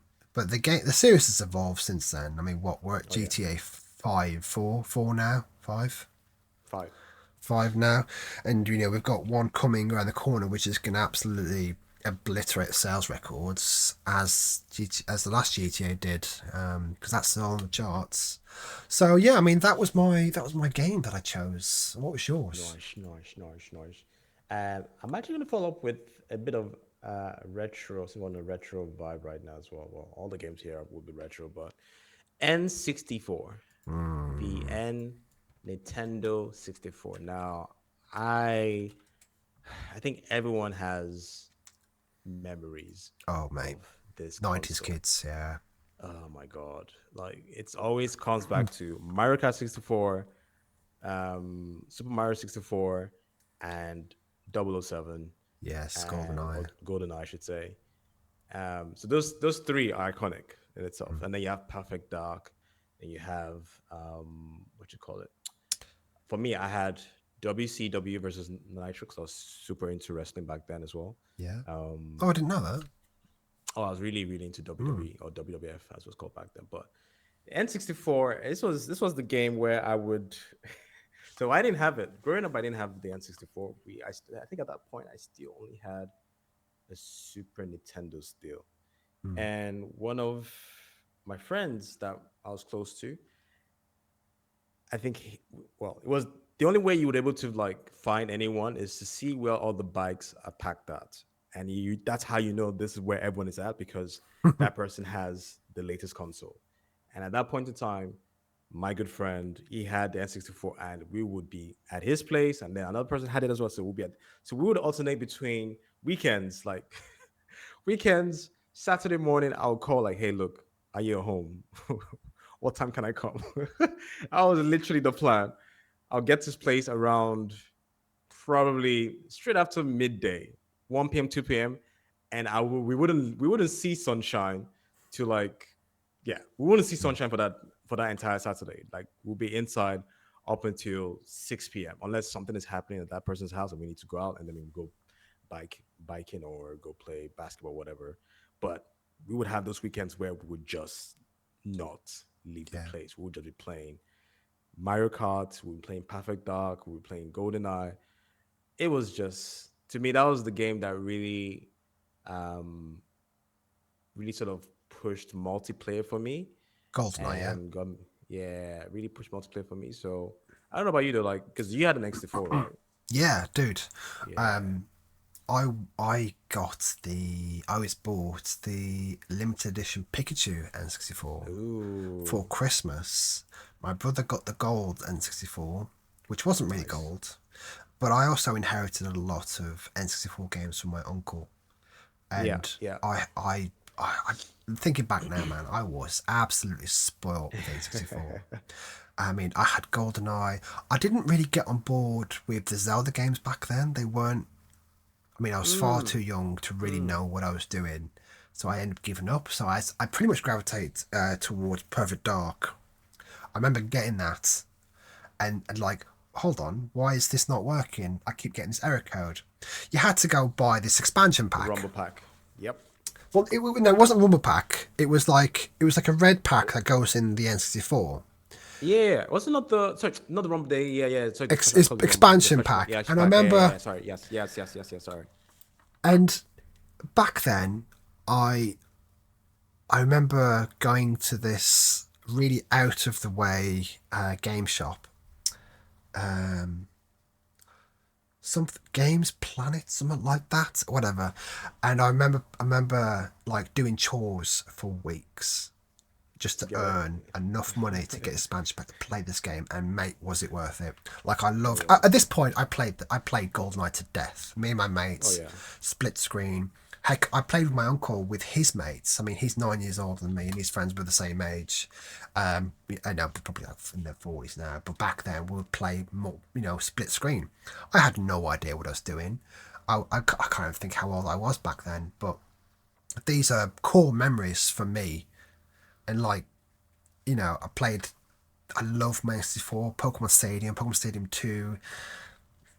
Mario 64 was a massive favourite of mine. And it's funny, like you think of it now, like how the hell did we use that control pad? One thumbstick. The single joystick. Yeah, how did we play that? I don't remember how you hold it now. Was it not? Wait, how do you just hold it? So I remember using because there's three points, and I used the left and the middle, because the right one. Did you? I think I did. Yeah. How do you even? It depends on what game you're playing. But I don't remember. If you're playing, let's say, what is the joystick for? Well, you'd use it for obviously aiming, but it was a cursor that moved independently to the camera. Independently, yeah. Which yeah. God knows how we got used to that, but we did. It's crazy, isn't it? That is such a good point. Like, I'm actually like, it's funny how that was an actual controller. And how, man. It's probably like Nintendo did these mini consoles and they stopped after the SNES. Like, imagine bringing a mini SD4 with that control pad. I mean, would you buy it? I'd bloody buy it for sure. Like, some of my favourite games on that console. You know what? I've got the mini SNES literally right here, plugged in. Oh yeah. And I would murder for an SD4 a mini for sure, because like that was the era of good video games, wasn't it? Really. So a lot of great games on I mean, when was that? So that was 1996. Yes. So I was not. So when I got mine, it's been out for a while. I remember where I was when I got it. It's my birthday. My 10th birthday, and I remember that specifically. I was living in Great Yarmouth, and I had the Pokédex for my birthday. And in Pokemon, you get a Pokédex for your 10th birthday. I was 10. I got a Pokédex. Best birthday of my life. Pikachu N64, Pokédex, Pokemon cards, all these games. I was a happy 10-year-old. That was 27 years ago. My God, little did we know, that's as good as it bloody gets. It's gotten better. I mean, no. It's. Well, I mean, if back you compare then, it to man. like Tetris, of course. If you compare it to Tetris, of course. I know. I mean, in terms of like your friends, like I was a 90s kid as well. We knew what mates had what console. I had one mate who had the PlayStation. We played Mortal Kombat for days. I had the SNES. We played Killer Instinct. We played. Oh, mate, it was. You would never see it this day and age, would you? There's no way. Like, I've never had anyone come over to my place to play split screen. Some of the even new games now, you can't even do split screen. You can't even do it. It's not even a thing anymore. Those were the days of like weekends. You watch your morning cartoons, Power Rangers, you have your food, you go out on your bike, go to your mate's place because he's the one that had that console. Spend all the hours there trying to battle it out to be the champion for that particular weekend, and then rinse and repeat, wait for the next weekend all over again. It was a great time. It was a simple time, but it was a great time. Well, let's move on. We've got one more topic. Well, it's not really a topic. It's more of a little game, isn't it? What you have dubbed Order 66. So basically, we plead Yes. the case between two games with the idea that the loser has to be erased from history. Now, we're picking games. Away, gone. Games from Yes. the Hall of Gaming Hall. Remind me, jog my memory, because we're taking it in Yes. turns. You did last time. You chose. God of War versus Gears of War. And what did I choose? I chose Gears of War, didn't I? No, I Me chose and God you of War to get rid decided. of. Yes. So Yes. Gears of War remains in the Hall of Gaming Hall. The Hall of Gaming Hall. The Hall of Yeah, Gaming. We need to. We need to that's what I said. name. We need to name this In the better. Hall of Games, in the Hall Fame of Game. Never mind, just go. The Great It's Hall. fine. No, that's something Great, else. great, great Wall of Games. The Hall of Fame. The Games Hall of Fame. You know what? It's already Games named Hall of. for That's it. what I Let's just said. see. That You is. you kept saying Hall of Hall. Shut up. So this week, I just said I say Hall of Hall. this week, I get to choose. I get to put Femi on the pedestal and say, you got to choose these two games. You can only No, choose we one. have to. No, you have to. I'm picking the No, games. You we have we to. debate it. We talk about it. We agree. Okay. We gotta Okay. agree. Well, I'll propose it then. I'll propose Yes. it. Yes. So we've got Overwatch. That's Overwatch 1 and 2 right there. It's the same fucking game, whatever. What the fuck? And we've got the original Black Ops, Call of Duty Black Ops. So you got Woo! nostalgia, a big case Oh of nostalgia, no, that is horrible. and you've got Overwatch. I don't like this. That is It's horrible. That is so man. back in the day, we'd be on the 360. Femi, his mate, and me would be playing. We played the crap out of Black Ops, the Galil, the Galil. Galil, the Galil. Galil Galil. What an epic auto rifle! Never forget it. What? Oh, even the campaign. Campaign was great. But then you got Yeah, it's just a Overwatch. 10 out of 10. Yeah. So,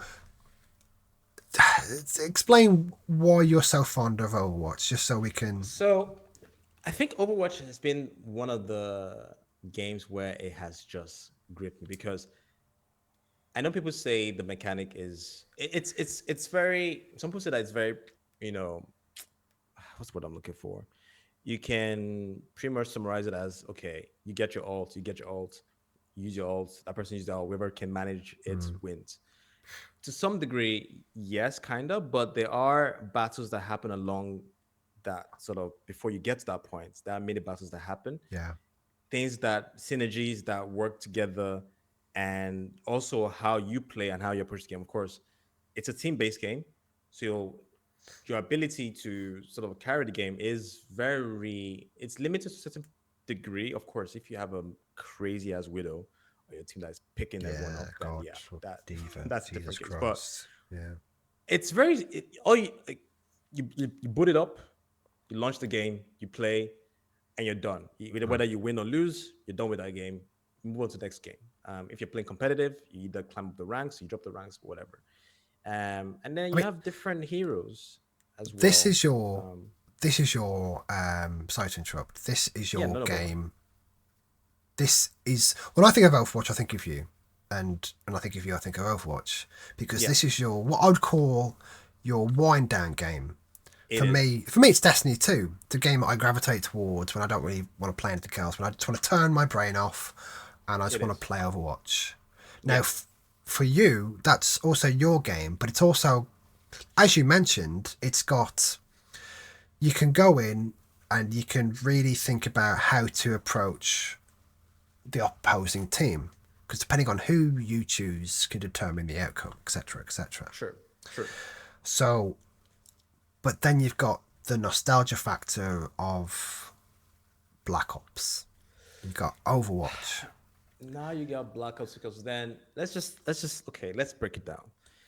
To me, Black Ops within the Call of Duty franchise, I think that's a solid 10 out of 10.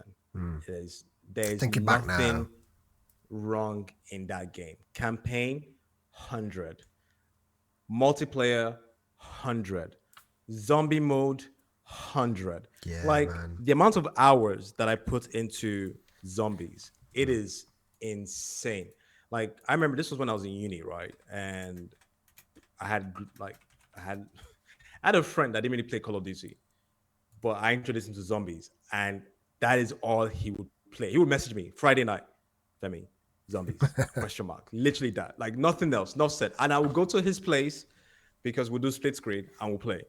Like we would play till God knows how many rounds of the same. We literally know it was just like chasing this goal that keep pushing and pushing. It goes like 20 rounds, you die. Okay, can we do better? You get to 30 rounds, you die. Okay, can we do 35? You just keep trying to better your score, and it was just great. And then you have the multiplayer, all of the. Oh my god! I still remember the maps. I remember. I don't remember what guns I used outside of the Galil. Because we used to, became almost a meme for us, like an inside joke. Like, you would go on a kill streak and you'd say, oh, it's all to do with the Galil. And, like, I remember you and your friend being absolute beasts at that game. We're beasts. It's one of the few games where I was confident in my abilities to murder. Like, me and my mate as well, we would push ourselves. We're like, okay, kill streak. What's the kill? I've never been that competitive up until that particular game. And that game made it so that you're also rewarded as well. You know, all the kill streaks, all the moments. Yeah. It was. And then you also had the party games, the sticks and stones, the gun game. Oh my god, gun game. I forgot about that. Like I played that the other day in the most recent Modern Warfare 2. And it's still baller. It's a great, honestly, gun game. I played that. I think I played Sticks and Stones with Hargett, which is he's a friend of ours, and I had so much fun with it. So if I had to, although for me, actually that's me. You, just quickly. Well, I'm a story guy, not a multiplayer guy. Okay. Through and through. I don't have the same love for Overwatch. I got to a point in my life where I just stopped being competitive and I started to really value story. Black Ops story, man. The numbers, Mason, what do they mean? Oh my god, what was that? Sam Worthington, we had Gary Oldman. It was... And that was, out of all the games, of Call of Duty games, that is the one that stood out the most. The Black Ops. I think that and Modern Warfare as well, I would say. Yeah. Oh yeah. Modern Warfare. The original Modern Warfare 2, probably one of the best games. That multiplayer was damn near. Fantastic. Well, when I think of Call of Duty at its peak, I do think of Modern Warfare 2, and I think of the original Black Ops very close. And the zombies mode was phenomenal. They're still carrying it on. Even Spec Ops Spec Ops was good. It wasn't zombies, but it was. It was much hard. Well, then I don't remember actually. I don't remember. It was. I don't remember that much, but I know it was. But like, yeah. Sorry, go. I mean, with Modern Warfare, with Spec Ops, you finish a mission, you're done. With zombies, you always try and last as long as you can. So you always had that reason to return. Yes. And we both remember the dolphin dive. The dolphin dive was perfect. The amount of times I killed myself from doing a dolphin dive off a flight of stairs. And then there was the monkey bomb as well. I mean, bombs. To me, it's an easy decision. I would get rid of Overwatch. They've already cancelled the single player mode. Whatever. Get rid of Overwatch. Black Ops is a core memory of mine. Multiplayer, zombies, single player, perfect package. Give me that. I'll live with that. I'm happy. I think for me, I would most likely. It's tough. It's much harder for me. Yeah, it's a lot harder for me. Because I know it's a lot harder for me. I see you online in the evenings. You're playing Overwatch. It's your game. It is the game that you gravitate towards when you just want to deflate. Yes. But I know I chose that, and I chose Black Ops specifically because it's a core part of your nostalgia, and I know how much it means to you. Honestly, I think now, if you had asked me like, I don't know, 20 years ago, you have made this decision. Not 20 years ago. Not 20 years ago. 12 years ago. 13 years. 12 years. November. 13 years ago. Yeah. Excuse me. Sure. I got excited then. we're gonna have to, because we have to agree. We got to come to a conclusion. We got to both agree. Yeah. Um, Oh, I don't but know if we can. can we? Okay, let me put it this way. Can we look at how much? Okay, let's look at this objectively. Okay, what has been the impact of both games to gaming culture? Gaming culture.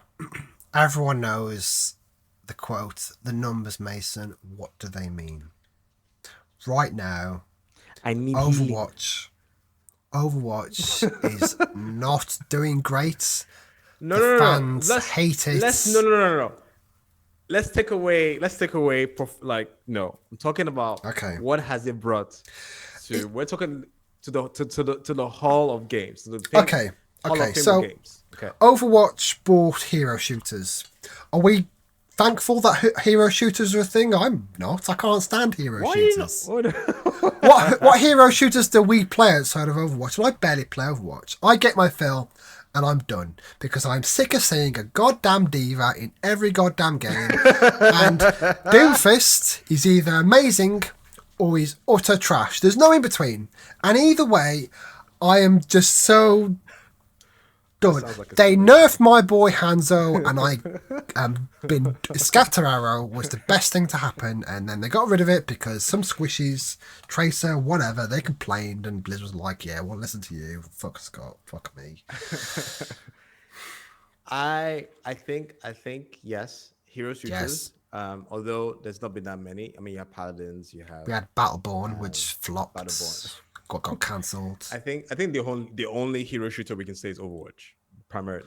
Oh, there's another one, isn't there? There's another one that's like a copy of Overwatch. Paladins, yeah. Yeah, Paladins, that's that sort of thing. It's like a poor man's Overwatch. But I don't know how popular it is. Maybe not as popular to Overwatch, of course, but no, that is also within that same genre. But also brought a little bit more of like introducing team co-op competitive play, right? Being able to organize yourselves in a team and compete with another. I mean, in that sort of, okay, maybe not. It brought that. You're clearly not a fan of Halo multiplayer. I was gonna say, but this is different with like different abilities. Yeah, you really have to think about what character you choose. There's a lot of synergy involved, a lot of planning, a lot of strat. When at the highest level, it involves those things, not at like casual play, but at the highest level, it involves those things. It's changed a lot over the years. I mean, now you have you have to choose a DPS, choose a healer, choose a tank, and you can only have one tank, 2 DPS and 2 healers, DPS and 2 supports, it's changed a lot. Overwatch 2 reduced the player count to 5. It used to be 6. Never really a fan of that. And they nerfed my boy. I mean, they've introduced Symmetra. Is that his name? No, She's always been dead. She's not always Symmetra. Who's the big guy with the staff? Ramatra.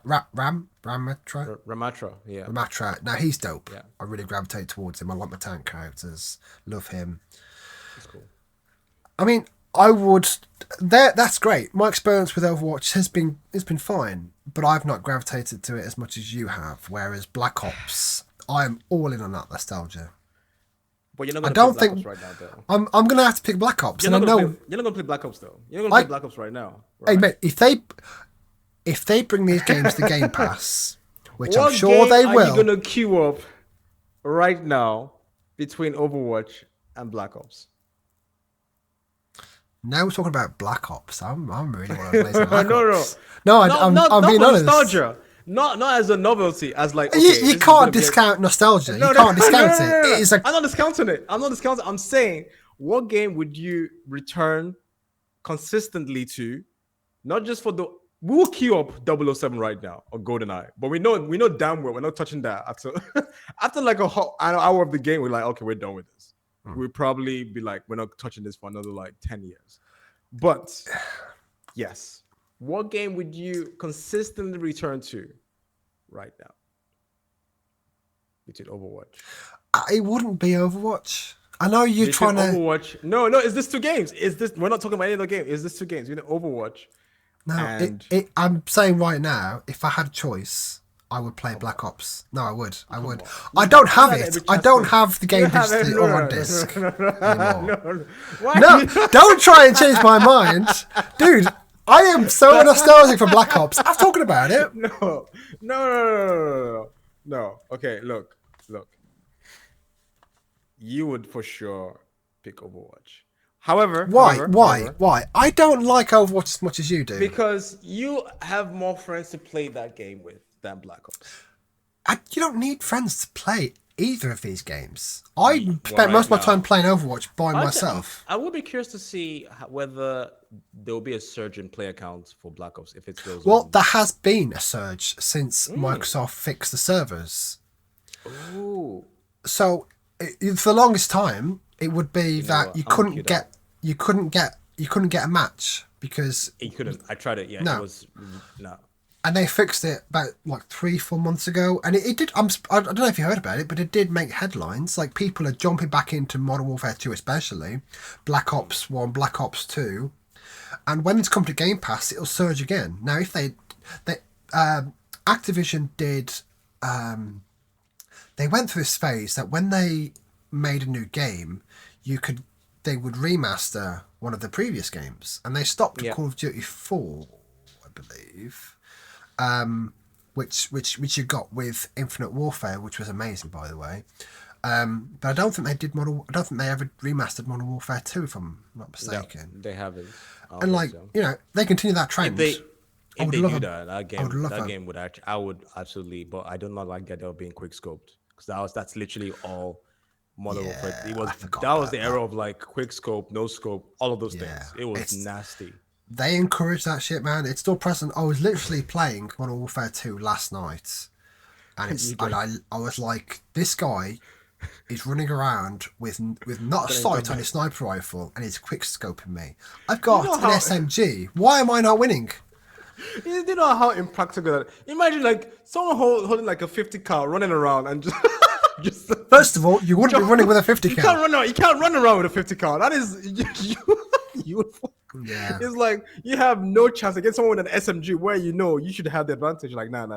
We don't do that To be here. honest, I completely We don't forgot do about that. quick scoping because that was the bane of my existence. Oh, in it was multiplayer. nasty. It was nasty. If you And were I not quick could- scoping, I can never do it. And I didn't know how to.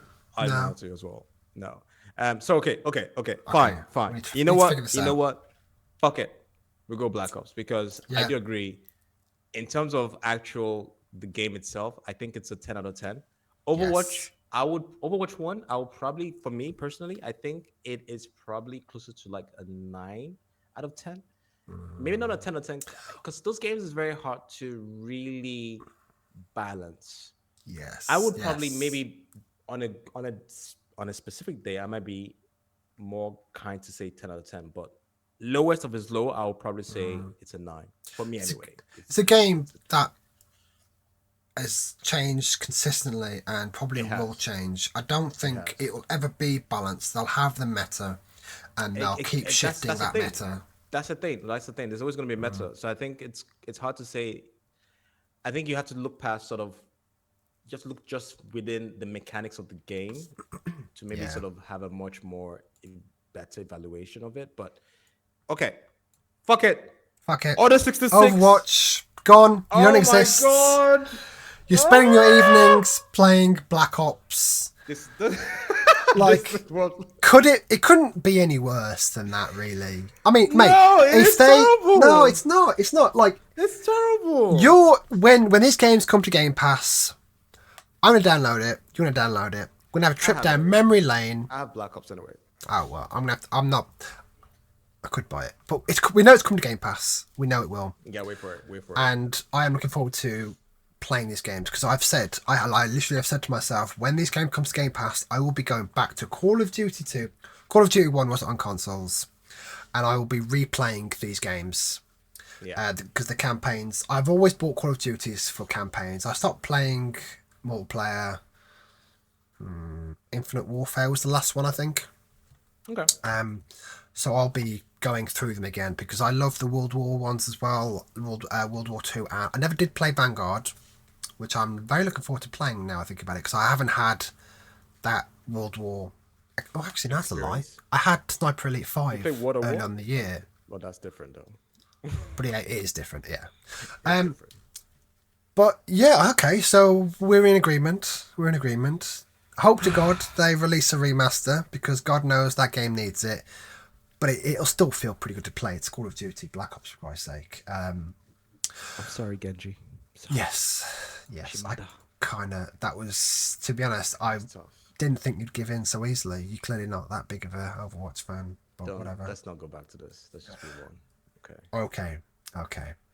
I took Right, it. well, I think that's basically the end of the show. I don't know how long this episode is. We have been ranting. We have not had that many tangents, which is great. I don't know if you noticed, but That's a the title of the first episode, I called it. I went for that Friends theme about the episodes, the one with whatever, and I went with the one with Starfield and the amount of tangents or whatever. So I'm proud that we didn't have that many tangents. It was somewhat cohesive. But yeah, I mean, that's if you did enjoy our ramblings, you can find us on all the socials. They'll be in the description below. And this is YouTube. Make sure you hit that like, subscribe, that stuff that does help us, share it out. And that was Wait, let us know Overwatch or Black Ops. Let us know in the comments. Very important. Please pick Overwatch. there's a right and wrong answer. There's yes. But yeah. Yes. Thank you. This has been the Black Cloud Collective podcast, and we'll see you next time. Bye guys. Take care. Bye-bye.